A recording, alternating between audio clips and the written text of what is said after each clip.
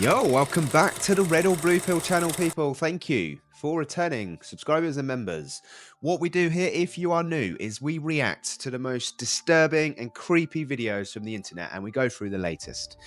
If you like what you see, don't forget to sub up, turn on the notifications, let me know your thoughts in the comments section. With that being said, let's roll. Video is for entertainment purposes only. Be right back to this. We have another plane down. Yes, it's March 9th. Yes, this is, in fact, another plane. But this video is not about that. We'll be right back. Have y'all been seeing just how satanic this world has gotten, even in this last year? This was Saturday Night Live, where they were openly doing a satanic Luciferianist ritual, but playing it off like it was a joke. Now, I won't play all of the audio because it is a satanic ritual, but I'll show you just the gist to break it down. Behold the summoner, behold the love my. Y'all thought I was joking? They're literally doing ritual. This is a real demon. They wouldn't just get on the stage and do it for fun. Great, now they've summoned Lamar. Oh, drink! Drink of the drink! Drink! Now this whole part didn't need explaining, did it? By the way, this is all satire. I'm just being stupid. Let's continue. No, you are rebaptized by the Mother of Beasts. It's all inversion. Just like Christians are baptized. So are they. I'm not going to show you any more of it for your own spiritual health, and what you're seeing behind me was Paris's Fashion Week. Everything is satanic. Are you starting to get it yet? And again, entertainment, satire, except for this. I have no idea why planes are still falling out the sky. Let me know what you think. What in the demon face syndrome is going on there, people? I mean, I don't know. It is truth in plain sight. It is in all music videos. It's in TVs. It's in cartoons as well. I mean, you can't watch a kiddie's cartoon without there being like some sort of symbolism of like an upside down cross. But I don't really know the truth. So, I mean, right now I'm thinking up is down and right is left. So good is probably bad and bad is probably good, right? Planes.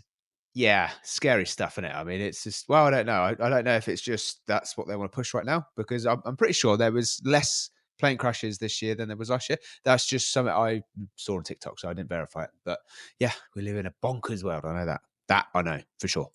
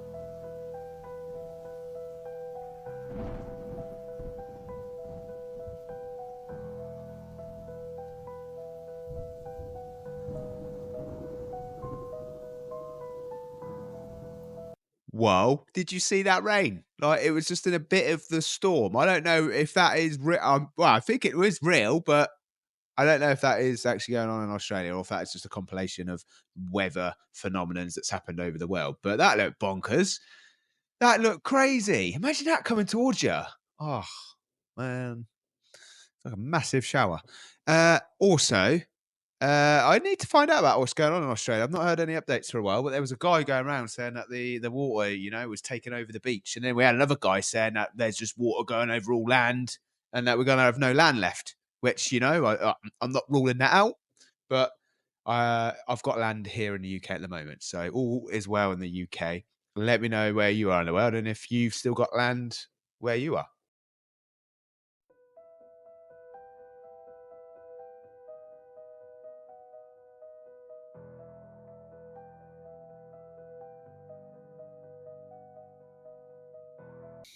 Wow, that is crazy. The water is as high as cars. That is absolutely bonkers. Let's check the beach. What beach? There is no even at St. Jersey Board. There is no sand on Surfers Paradise Beach anymore. Those cliffs have to be at least 5 meters. Wow. Look at that view. No.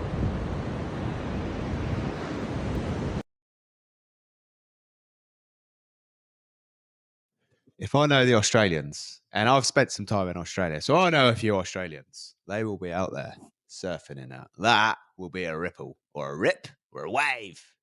You know what I mean, mate? The only problem is there's no room for a barbecue.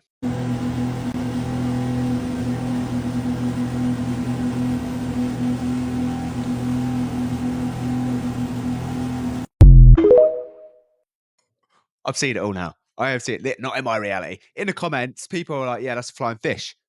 It's a flying fish, is my reaction. It's a flying fish.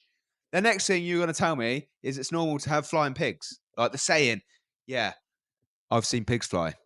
Isn't a saying because pigs actually fly now. But I don't know. I've just seen a flying fish. What am I seeing? Okay, breaking news. In 2025, we now have boats colliding too. A major rescue operation is currently underway after an American oil tanker and a Portuguese cargo ship collided in the North Sea just off the coast of the UK. Now, reports and videos show that both vessels are currently on fire and that a number of people had abandoned the vessels in lifeboats. A British Coast Guard helicopter is being dispatched to the scene and efforts are underway to extinguish the fire, rescue the crew, and mitigate any environmental impact from the incident. Now, details about how this collision happened are still unclear, but what we do know is that the American oil tanker was anchored before being struck by the Portuguese cargo ship. We also know that this was just one of 10 oil tankers enlisted in a US government program, which is designed to supply armed forces with fuel during times of armed conflict or national emergency. Now, we don't know yet if there are any casualties, but of course, I'll keep you guys updated. Well, why would there not be boat crashes? It is 2025 after all, people. The CIA has declassified a book that tells how the world's supposed to end. Yeah, that's what the book's about. It's called The Adam and Eve Story, and it was written in 1966 by this guy, Chan Thomas, who worked for the Air Force, was a UFO researcher, and a self-proclaimed psychic. So how did Chan say the world's gonna end? Let me tell you. Basically, a magnetic pole shift, so violent that it'll shake the entire Earth. That pole shift will cause earthquakes, tsunamis, fires, all kinds of other destruction. Not just in the US, but all over the world. In the book, Chan says North America will be swallowed by this type of destruction, but that none of the other continents will be able to survive it. Now, just because Chan Thomas wrote that story in 1966 doesn't necessarily mean it's gonna happen. On the other hand, magnetic north is moving every year. And just in the past couple of months, we've had earthquakes, fires, tsunamis, all over the world. But what do you think, Booshkis? Do you think this book is prophecy, or is it all just a crock of spoiled potatoes? Let me know in the comment section. Shabadoo! Unbelievable, Jeffrey. Unbelievable. That is not what you want to be hearing when you're looking around at 2025 and you're seeing stuff mentioned about poles shifting, earthquakes everywhere, water tsunami, cyclones in Australia. We've got UAPs coming back, looking at maybe the history of the year from the future, because this is where it all goes P-tong. I mean, it ain't looking good, peeps, is it? Something strange is happening to the water in the seas. It is getting much farther away from the shores and is not coming back. In this footage, scuba divers were just caught at the moment when the water began to leave sharply. There are reports of the strange behavior of the seas from around the world. This is the empty shore of Thailand. Locals say they've never seen such a low tide. Next, the water moved away dramatically in Crimea and Turkey, and then Spain. The water just moved away from the shores and it's not coming back. Even off the coast of Africa, it's the same anomaly. In addition to tides, fish began to behave strangely. They massively gather in flocks and swim somewhere. and deep water individuals living at a depth of 3 kilometers rising to the surface. But what is the cause of this phenomenon? At first, it was associated with the moon because it affects the tides through gravity, but nothing has changed on the moon. Many suggest that this is all a harbinger of doomsday. Others generally think that something big has woken up at the bottom of the ocean and is causing the anomalies. What do you think is happening to the seas? I think the guy's just worked it out. It's the moons, because he thinks there's no problem with the moon. I'm telling you, there is some weird stuff going on with the moons.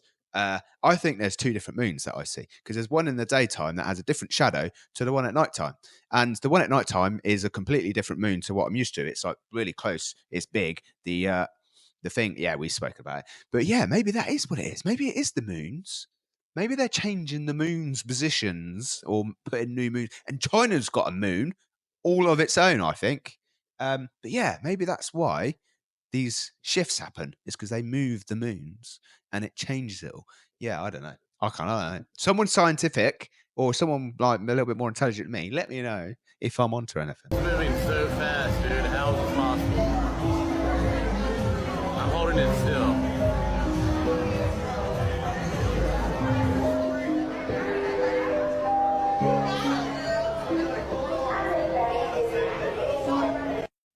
Yeah, you see what I'm saying? Like the moon's just moving really fast over there. I don't know where he is in the country, but my moon is out all day, every day. All day, every day. I always see a moon. If I want to go and see a moon, I will go outside, daytime, look up, and I can find it. But it looks different to the one at nighttime. It really does.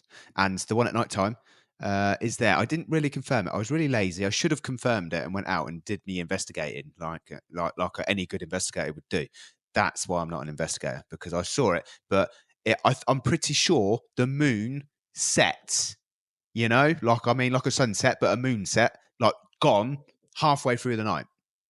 I'm pretty sure, because it was outside my window, low down, and then it went behind the trees and down. And normally the moon's never there. It's always up high, like there. It's just completely mind-boggling.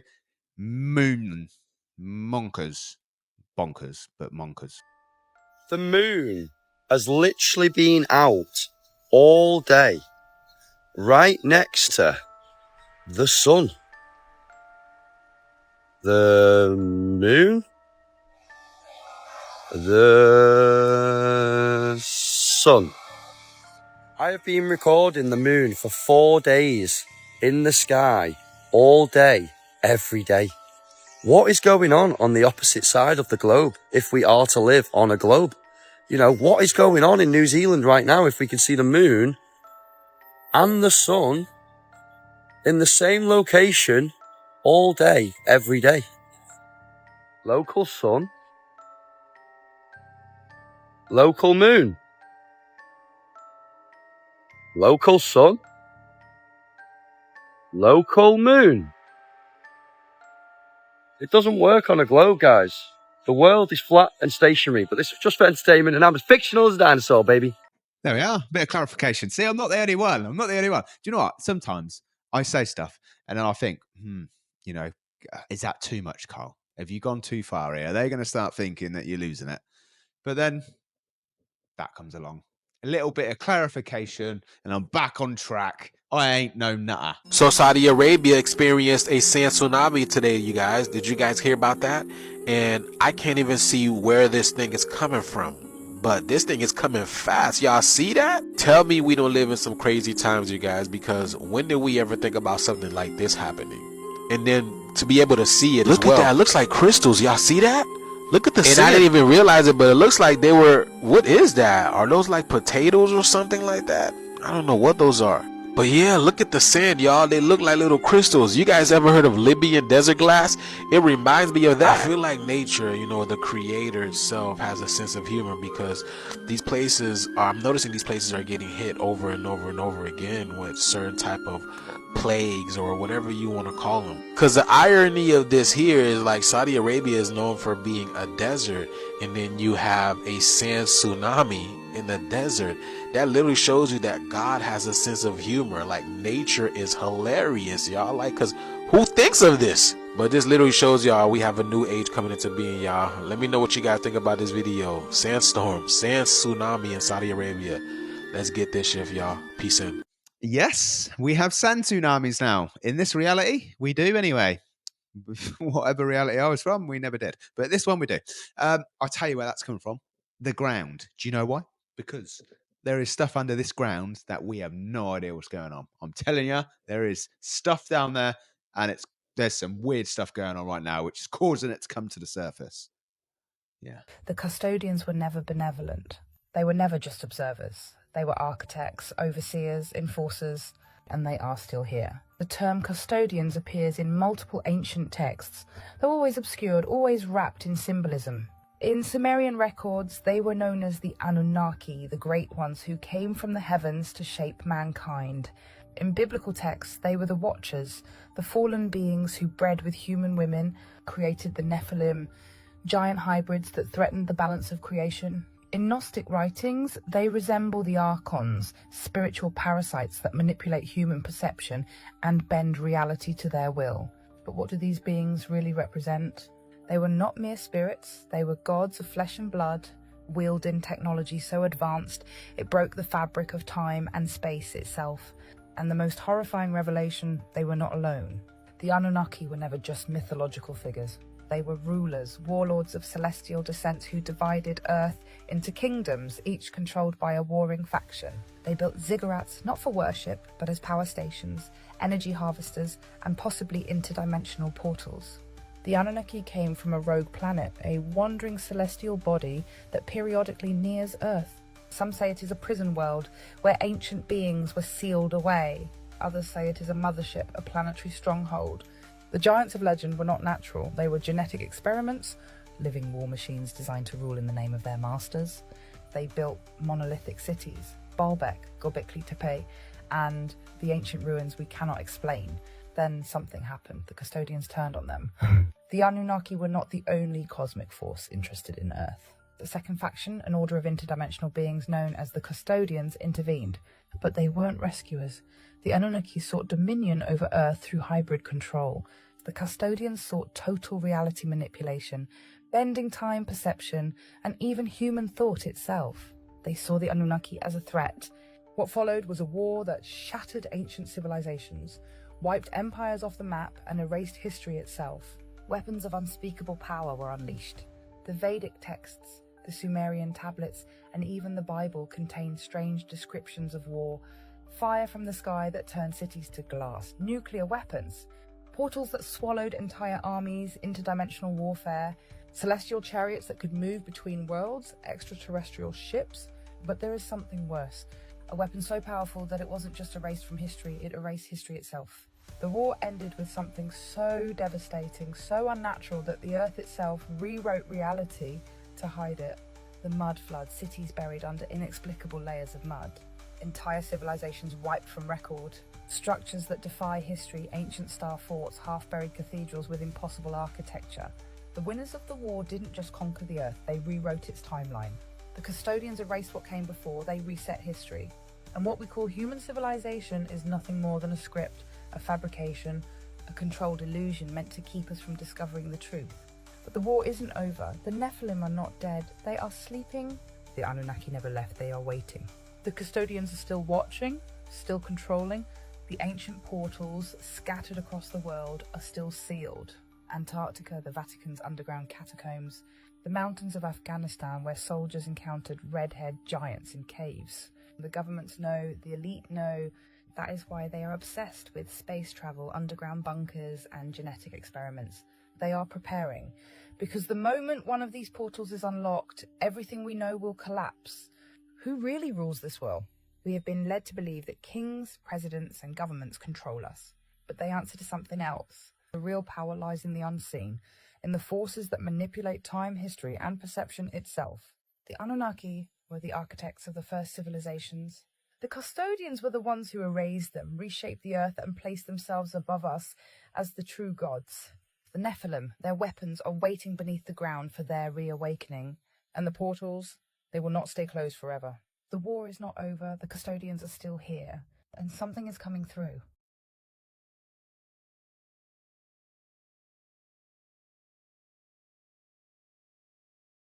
Yeah, see, this is my fear, people, is that there is a secret war going on. Okay, the secret war that we don't know about. They just say it's countries, but it's evil versus evil for control, which ain't good because that means no matter who wins, we are shizzled. You know what I mean? But the one thing I claim to is that myself. I know I'm a good person. So somebody has made me from a good place. And I cling to that there's got to be a good side somewhere. But it's just all the fighting. You know what I mean? Like, what? Why are we all fighting? If I can work out in my head that fighting is not good, like not good, we should not fight.